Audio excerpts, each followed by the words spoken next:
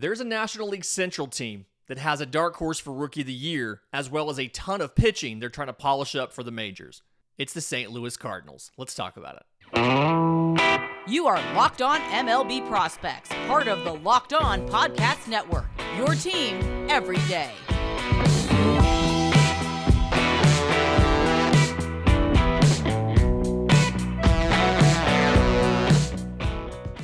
Yes, welcome on in to Locked On MLB Prospects, your home for all things minor league baseball. I'm your host, Lindsey Crosby, baseball writer and podcaster. Thank you for making this your first listen every single day. And today's episode is brought to you by FanDuel Sportsbook, the official sportsbook of the Locked On Podcast Network. Make every moment more. Visit FanDuel.com/LockedOn today to get started.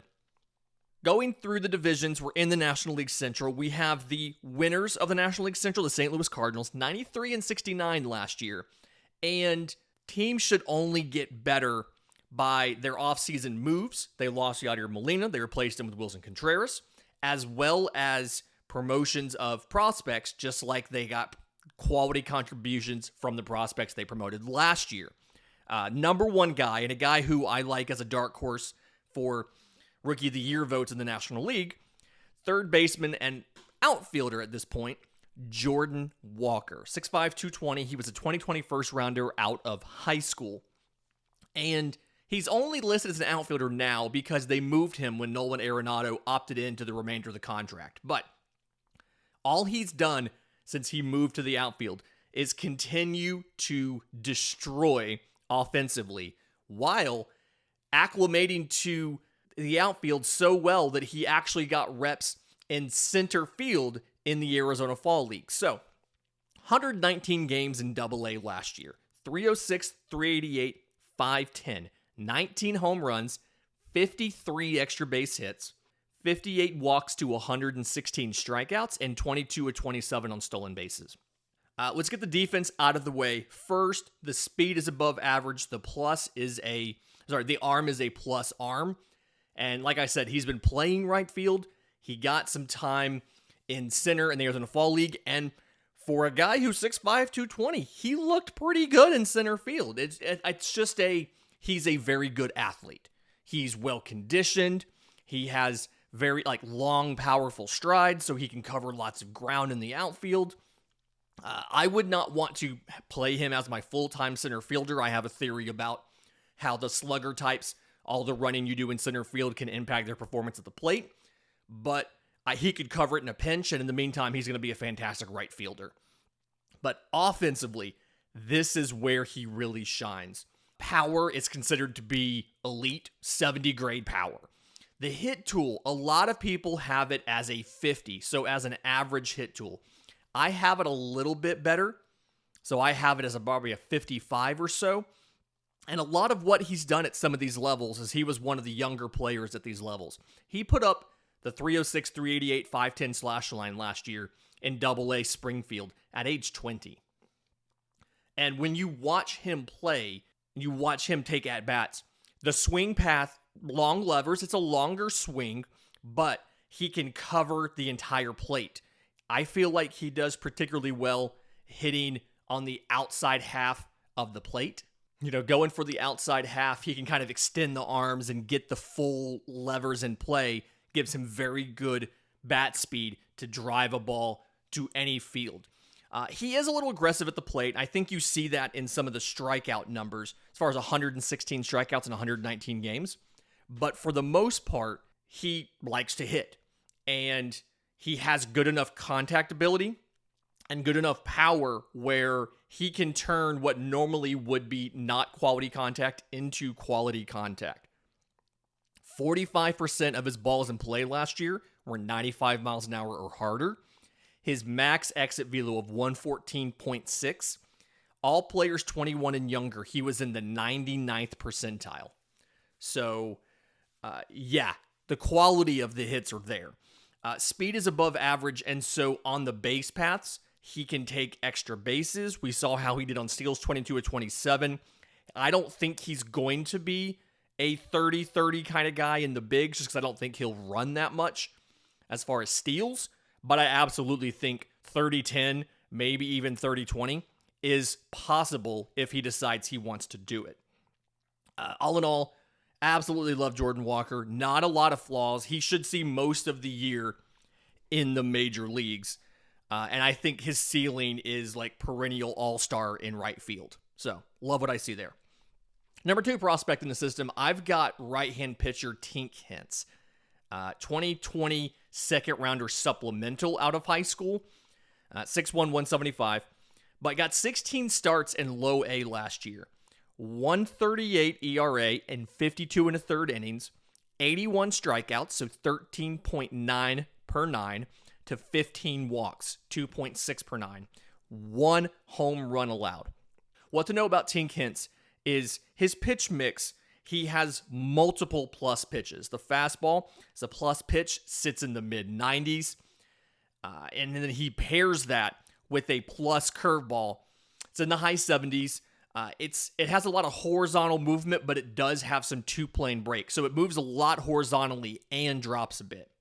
And the idea is the fastball kind of comes in on a flat plane, and then the curveball starts off on that plane and then darts down and away from a right-handed hitter. So that's the idea there. The slider is, I'd say, probably above average. It's in the low 80s, but it just looks like the curveball if it didn't have any drop to it. It's just horizontal. So it's a little bit of a different picture, but it can give you a different movement profile off of the curveball. And then he has a changeup as well that doesn't use it a ton. I do think it's average to above average, but it has good velocity separation off the fastball. So it gives another weapon depending on if it's a lefty or a righty and things like that. The things that he needs to work on. I mean, young pitcher, was 19 years old last year in low A, but he does really well from the windup. Smooth, athletic delivery. He struggles a bit from the stretch. Some of that's just the size, 6'1", 175. He's not the biggest guy in the world. And so when he's in the stretch, there's a little bit more effort in the delivery, and the command suffers a bit because of that. So a little bit more physical development, I think, is needed, and then just working on acclimating to the larger workload and showing he can go deeper into starts. I do think the ceiling for Tink as a prospect is potentially a number 1 pitching prospect in baseball, or at the very least in the conversation, top 5 prospect, something like that. We're just not quite there yet. Probably will go to, I would assume, high A to start next year, but you could be a surprise depending on how spring training goes, and he could go straight to double A. We'll see what happens. Number 3 prospect in the system, shortstop Mason Wynn. 2020 second rounder out of high school. You're noticing a trend. A lot of these top prospects were prep draftees. The 2020 draft was very good to the St. Louis Cardinals. But 5'11", 180, a little bit of a smaller guy. And he was a legitimate two-way prospect in the draft. A lot of teams wanted him as a pitcher. He could run the fastball up to, I want to say, 97 or 98 or so. And he has developed defensively and offensively to show where, yes, he's worthy of being considered a top prospect in the system. So 119 games divided between high A and double A. Majority of those, 3/4 of those probably, in double A. 283, 364, 468. 12 home runs, 56 extra base hits, including 8 triples, although most of those were in double A. Were in high A. 63 walks to 115 strikeouts, and 43 of 48 on stolen bases. Offensively, he started off, like, the common consensus going into the season was average contact hitter, below average power. In 37 games in high A last year, he batted .209, .240, .304. Well, the power has developed, the swing mechanics. He overhauled the swing. And so he's making better quality contact. He's better able to get more power into it. And then he worked on swing decisions, so he's chasing less.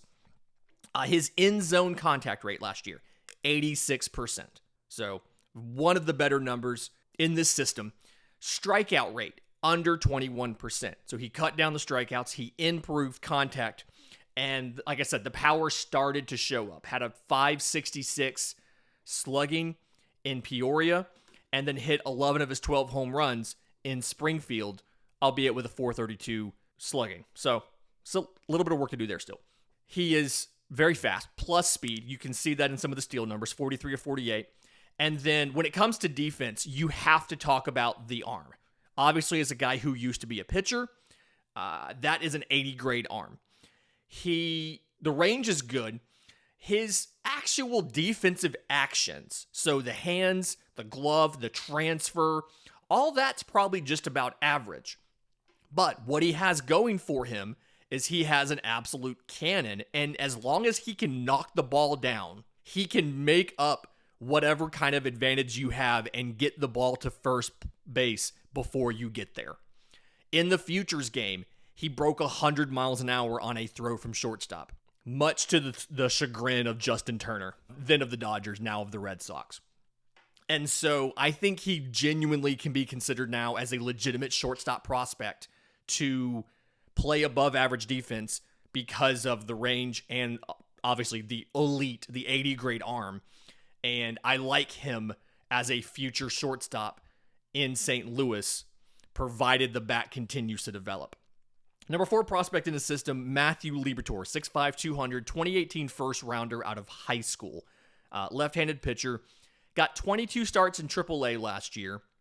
7-9, 5.17 ERA, and 115 innings pitched. 116 strikeouts, so just over 9 strikeouts per 9 innings. 41 walks, 3.2 with 16 home runs allowed. Really kind of an interesting scenario for Matthew Liberatore, right? So the fastball is only average. He has a 4-seamer and a 2-seamer. The 4-seamer sits 93 to 95 with some ride to it. The 2-seamer has late run to it. Doesn't sink a ton, has less ride than the 4-seamer, but good run to the arm side. But a lot of, all of that, the 4-seamer and the 2-seamer, are to, 1, induce weak contact, especially with the 2-seamer, and then 2, to set up the curveball. Curveball is a plus pitch. It throws it in the mid-70s. It's got 1 to 7 break, but it gets, I say 1 to 7, it's really more like 1 to 8 or 1 to 9, right? 16 inches of vertical break, and then over a foot of horizontal break.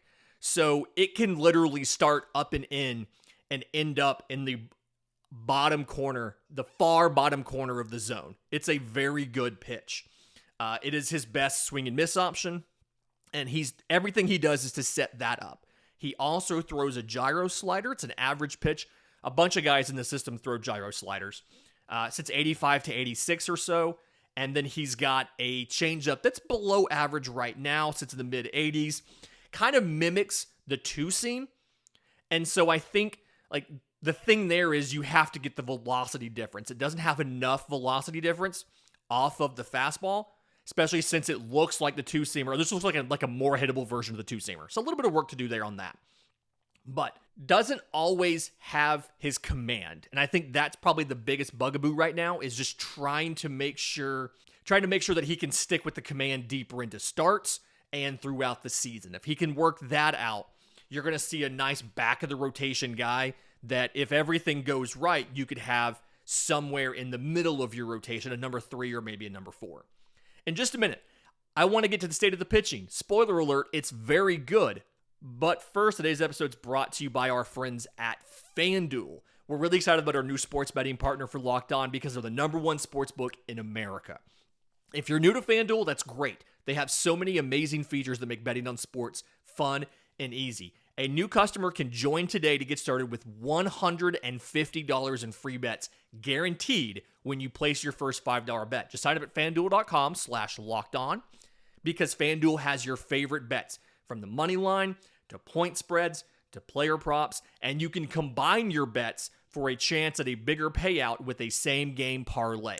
All of this is on an app that's safe, secure, and super easy to use. So football fans, do not miss out. Place your first $5 bet to get $150 in free bets, win or lose, at FanDuel.com/lockedon. Make every moment more with FanDuel. Okay, state of the pitching in this system, to me, is very good. We've already talked about Tink and Matthew Liberatore, guys who are Hintz a little bit farther away from the majors. Liberatore got a couple games last year, still has a little bit more work to do, but looks like a promising option. There's a couple other guys in this system that I really like that I think you're going to see quite a few of these guys, including one of these as my breakout. You'll see them making a big impact. And these are all college pitchers, unlike Liberatore and Hintz, who were prep guys. So first one, right-hand pitcher Gordon Graceffo, 6'4", 210, 2021 fifth rounder out of Villanova. Spoiler alert for the superlatives, he's my breakout candidate as a prospect this year. Started 21 games last year, mostly in mostly in double A, but a few in high A. 10-6 with a 2.97 ERA and 139 and a third innings. 139 strikeouts, so dead on 9 strikeouts per 9, to 28 walks, 1.8 per 9, 17 home runs allowed. Couple things here.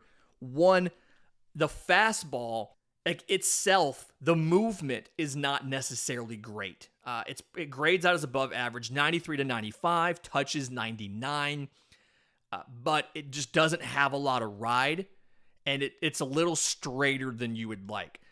The reason that it's good, the reason it's effective, is the velocity. Again, he can run it up to 99, and the command. He can put it wherever he wants, and he gets deception from how he throws it. He has he starts off, it's like a high slot, like a high 3/4 slot, and he comes across the body. And so the idea is it's harder to see the ball out of the hand because there's stuff moving behind it. Now, to play off of that fastball, he uses a plus slider. 85 to 88, another gyro slider. Again, quite a few of these guys have gyro sliders. Really tight kind of shape, but it plays off the fastball very well. That's the 1-2 punch there. To go with that, he has an above average changeup, sits in the low 80s.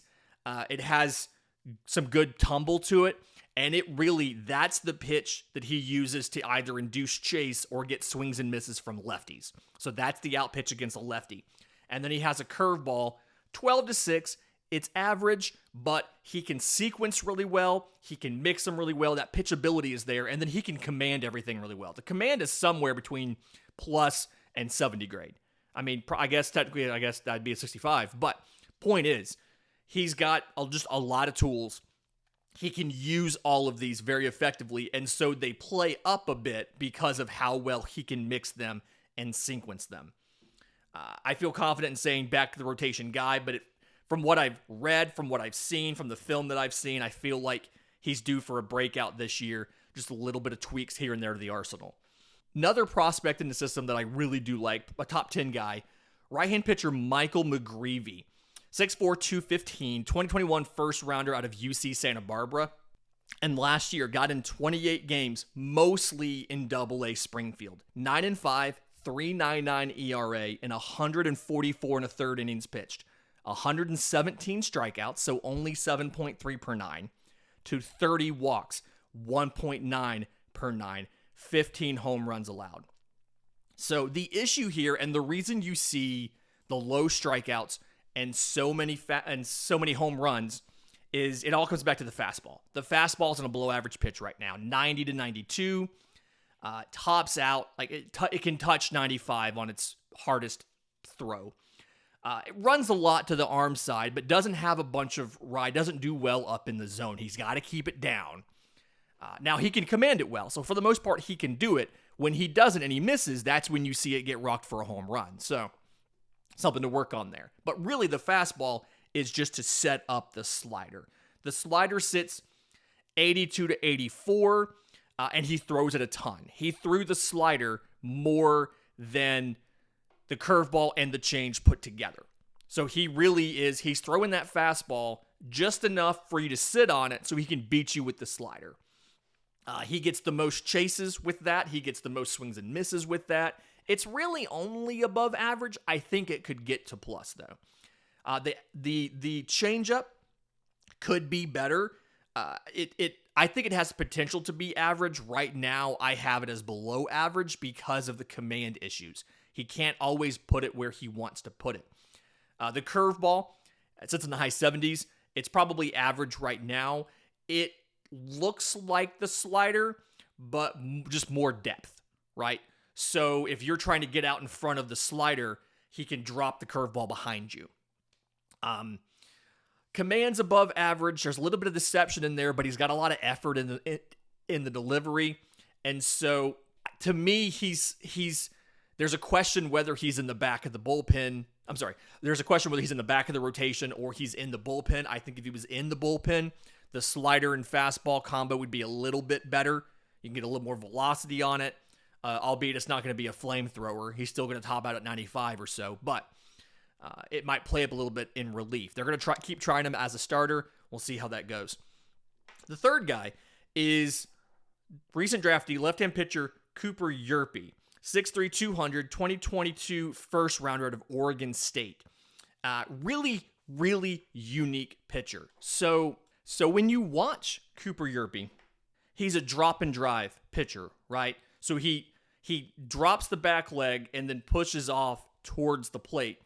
And you combine that with the sidearm slot, his release point off the ground is about 4.5 feet. Incredibly low for a starter. There's no starter in MLB that has a release point as low as Cooper Hjerpe's. So some people are concerned that there is reliever risk there. But he's got that. He's got a good bit of extension, 6.5 feet of extension. So because of that, it's a really unique angle. It plays up velocity-wise. So he sits 92 or so. He can touch 94, 95. But the unusual angle, the good command of it, the deception in the sidearm delivery with the crossbody finish and everything, the fastball plays up off of the velocity, is really good up in the zone. To go along with it, he's got a slider. I've got it as an above average pitch. It's a horizontal breaking slider, sits in the high 70s. He's got a changeup that's in the low 80s. A lot of fade and stuff to it. Now in college, both of those secondaries got swings and misses at least half the time or better. So very effective combination. He has a curveball. It's just a slower version of the slider, a little bit deeper. It's below average right now. Kind of really is a steal a strike early in a count kind of thing, more so than a reliable out pitch. I think that he could add a little bit of power to the fastball. Again, 6'3", 200, little bit of ability to size up some there. And so if he can do that without compromising the slot, the shape, I think it could play up and he could be a middle of the rotation guy who can be impactful rather quickly. I'm guessing he's probably going to start off at high A next year. And then I wouldn't be surprised to see him high A, double A by the end of the year. If not, maybe even a late September call up into triple A for the postseason there. In just a minute, I want to get to the superlatives. Always the best part in every single system right here on Locked on MLB Prospects. And we're back. So talking about the superlatives for the St. Louis Cardinals system, the guy whose power tool is only as good as your hit tool, Moises Gomez, the outfielder, 2015 IFA by the Rays, 5'11", 200. He was released by the Rays after 2021. He spent 76 games in Double-A. I think he was repeating Double-A. And he hit 171, 256, 309 with 8 home runs. Not necessarily the performance you want to see. Cardinals signed him, made a couple changes. We'll get to those in a second.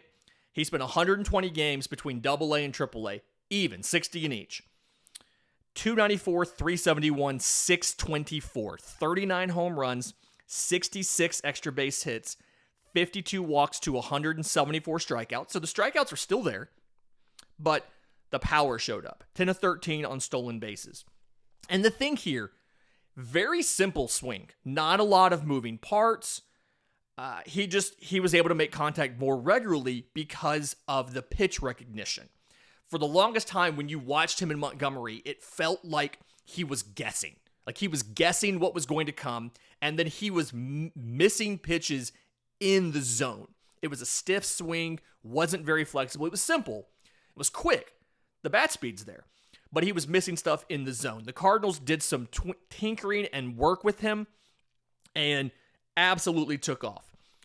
Defensively, he average arm, average speed. It's kind of like a fringe defender in a corner. So not super rushing his defensive profile to get him to the bigs, but absolutely somebody who, after 60 games in Double-A, you could absolutely see him contributing as a DH if there's injuries and things like that in St. Louis, and a promising player who we weren't saying that about a year ago. Already mentioned the breakout Gordon Graceffo. Like what he's going to do this year. Guy who needs to stay healthy, Joshua Baez, the outfielder, 2021 second rounder out of high school, 6'4", 220, had a wrist injury last year that needed surgery. Only got 32 total games. And in those 32 games, divided between rookie ball and low A, 267, 385, 485, 4 home runs, 13 extra base hits, 16 walks to 44 strikeouts, and 10 of 14 on stolen bases. The raw power is stupid huge, like 70 grade raw power, can crush balls. Offensively, I've got the hit tool is probably a 40. He needed that development time.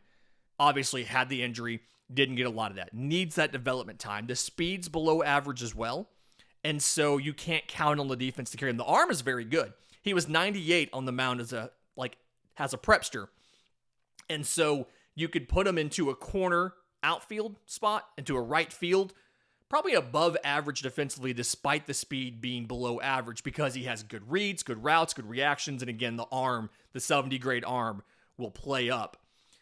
But he just needs more at-bats, right? The swing, like I said, it's stiff. The hands aren't great. And then just trying to adjust to professional breaking balls and professional velocity. So he just needs some more at-bats. Your best outfield defender, 5'10", 200, is outfielder Mike Antico, 2021 8th rounder out of UT Austin. He was actually on Locked On Cardinals in late November. Great interview, so go check that out. But 131 games last year divided between high A and double A. 245, 344, 395, 14 home runs, 47 extra base hits, 71 walks to 143 strikeouts, and 67 of 74 on stolen bases. I like Mike Antico as a possible future leadoff option. The defense is somewhere between a 60 and a 70 grade. It's better than plus. It's not quite elite, but it's very, very good. And the speed is real. He is blazing fast. It is a 70 speed. You can see it in the stolen base numbers. 67 to 74 last season alone. He's maxed out physically. I think there's a little bit of sneaky pop there, but the walk rate is healthy. I mean, he walked 71 times in 131 games. So more experience in the minors, and you're looking at a guy who could one day be your starting center fielder, bat leadoff as a classic leadoff type, balls on the gaps, extra bases, work a walk, steal a base, things like that. Fantastic week this week. Going through the rest of the division. Tomorrow we're talking about the Milwaukee Brewers, who have a ton of outfielders and have to figure out where to put them all, as well as trying to develop pitching in case they lose the 1-2 combo of Corbin Burnes and Brandon Woodruff when they finally hit free agency. In the meantime, if you have questions for the show, I'm on Twitter at Crosby Baseball. Show's on Twitter at Locked On Farm. You can email us, lockedonmlbprospects@gmail.com, or drop your questions in the new Locked On MLB Prospects Discord. Link is in the episode description. Link is in the show notes. Until tomorrow's show, this has been Locked On MLB Prospects.